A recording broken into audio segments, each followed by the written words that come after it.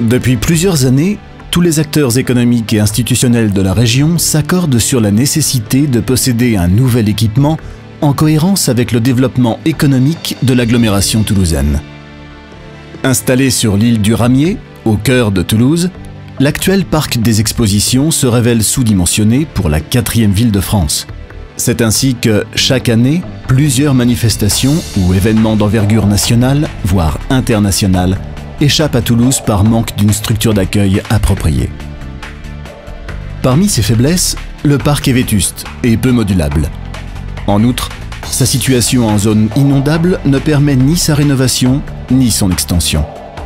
Il est d'ailleurs à noter que ce site est destiné, à terme, à devenir un grand espace naturel pour les Toulousains.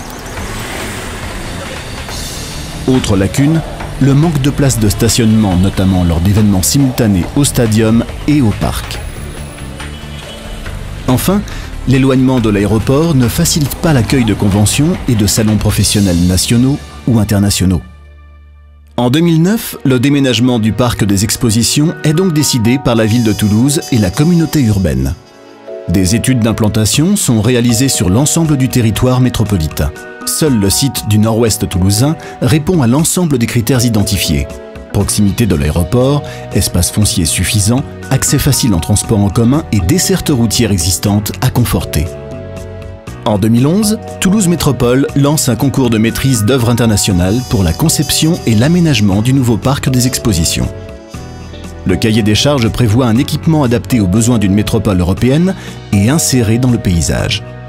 Sur les 51 équipes d'architectes de renom qui ont répondu au concours, le projet de l'Office for Metropolitan Architecture de l'architecte néerlandais Rem Koolhaas est retenu.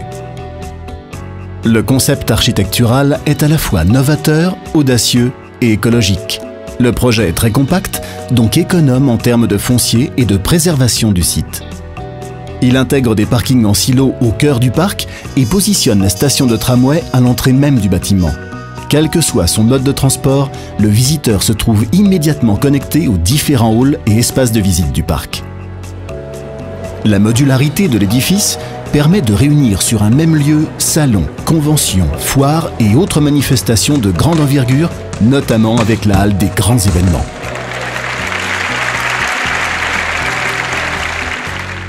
Le programme ne se limite pas au bâtiment. Il inclut d'importants travaux d'aménagement. Le site sera ainsi desservi par la ligne T1 de tramway qui sera prolongée jusqu'à l'entrée du parc.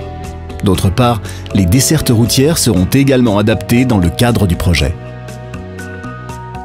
D'un point de vue esthétique, les avis sont unanimes.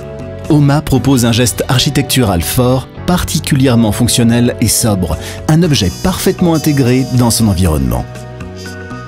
Au niveau local, il s'agit d'une véritable opportunité de développement économique et d'emploi, notamment dans le domaine des services, de l'hôtellerie, de la restauration et des commerces.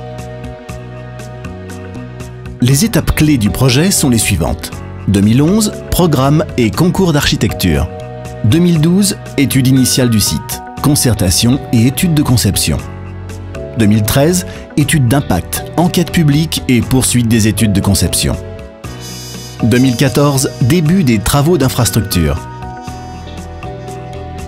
2016-2017, mise en service.